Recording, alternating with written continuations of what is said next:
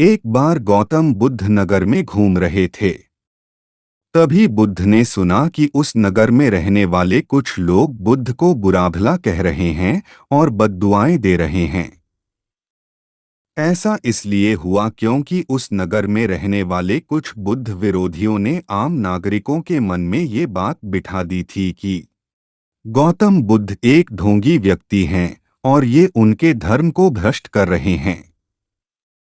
इस वजह से उस नगर में रहने वाले लोग बुद्ध को पसंद नहीं करते थे और उनको अपना दुश्मन मानते थे। गौतम बुद्ध ने जब नगरवासियों के इन उलाहनों को सुना तो वह एक कोने में शांति के साथ खड़े हो गए और उनकी बुरी बातों को आराम से सुनते रहे।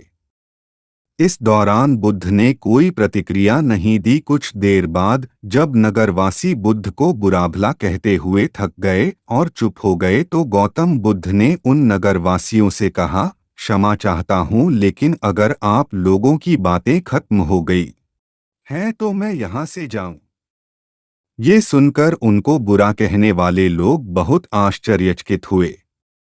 तभी वहाँ मौजूद लोगों में से एक व्यक्ति ने बोला, हम लोग तुम्हारा गुणगान नहीं कर रहे हैं, तुमको उलाहने दे रहे हैं और तुम्हें बुरा बोल रहे हैं।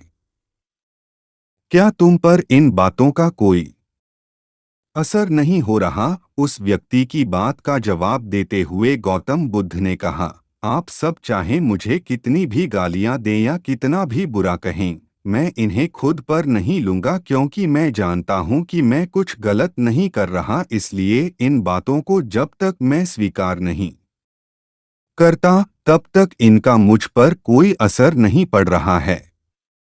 गौतम बुद्ध ने आगे कहा, जब मैं इन गालियों और बुराइयों को अपने ऊपर लूंगा ही नहीं तो ये निश्चित तौर पर आपके पास ही रह जाएंगी और मुझ पर असर नहीं करेंगी।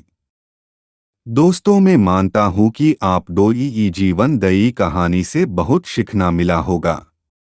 तो फिर इसी कहानी सुनने के लिए हमारी चैनल को सब्सक्राइब कीजिए और लाइक कीजिए।